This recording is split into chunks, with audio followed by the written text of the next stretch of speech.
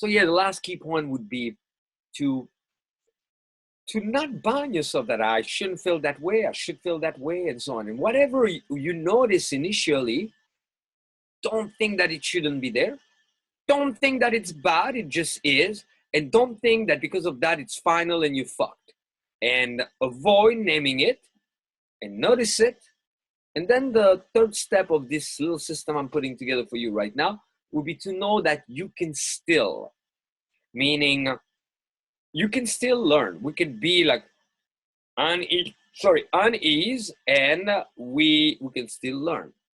We can still enjoy. We can still connect. You know, through time, my experience had shown me that my problem initially, I was overly attached to assuming that only when everything would be in place, it could happen. And I didn't even know what needed to be in place. Then through time, and you cannot afford all the time that I gave to this and the length of time that it took me to get to those realizations until you have them. So have them tonight.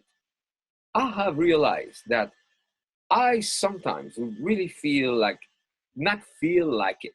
Obligation of television, obligation of coaching, obligation of boot camps, I would be there. And the last thing I wanted to do was to be social or public.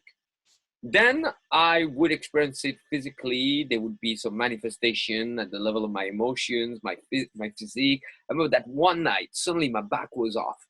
I told the guys, I meet you at the Roosevelt. I'm going to take a Uber there. Or no, I'm a snob. I don't do Uber. I rented not even through Uber, not a town car, but an Escalade, private chauffeur. And I was on the verge of saying, no, guys, I can't. I'm sorry, not tonight. We cannot let you guys down. Then I show up and I see everybody at the meeting point. I go, I need to sit down. And the pain was so intense, I could barely speak. I probably was dramatizing more. Somebody would have put a gun to my temple and say, speak, motherfucker. I would have go, oh, okay, I can speak. I'm in a bit of pain, but so we always are. If we don't check in with ourselves, we're adorable. We move in so many different directions. We dramatize because we're searching, because we want to be safe, we want to be okay, and we don't know, and we're beautiful. We need to accept that, but not bind to it at the same time, so we can make things better. Anyway, long story short, I tell the guys, you go on your own, and I had the presence of mind. See, that was the bar, a corner like that, okay, at a corner. So I knew that because there was a passage this way, one this way, and the stairs that way, that sitting right there would guarantee some traffic. Plus, I could have people sit on one side or on the other side and people behind. I knew also that the bar would get busy, so people would want to pass through me. And I also knew that I didn't want just anybody to sit next to me, so I would put a jacket, and only if I wanted them to sit to me, would be, sorry, my jacket, okay? And I knew that for the bartender to be okay with that, I would need to be gracious. So I said, I did my classic, can I have hot lava? The hot lava, I call it the HL, and a tease girl said, don't steal my drink, it's the HL. I'm the creator of the HL. I was in Hawaii, and everything was about volcanoes, and it gave me the idea. So it's half cranberry, half pineapple juice. It's nothing that peculiar, but I just like to play with it. And I go, okay. And he goes, oh, that's free, because juice, sometimes it is beautiful free. I said, no. I am pretty cheap when it comes to the drinking, but I make up for it with the tipping. Boom, $20 fucking.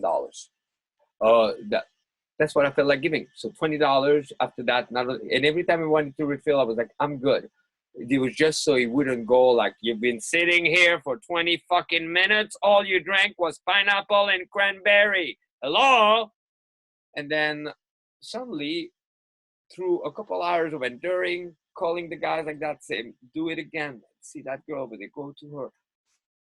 What's next? I pull a fucking girl.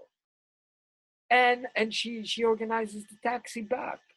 And she goes like, oh, let me help you with your bag. And I go, be very cautious. But you would have told me before that, Vince, you're pulling tonight. So you are assuming that you need to feel a certain way to impact. We don't know also. I could tell you so many different fucking stories like that. I could tell you stories of one night that I didn't really feel it, and there was a celebrity that was supposed to show up, and everybody was like, "Oh, this that celebrity is so and so."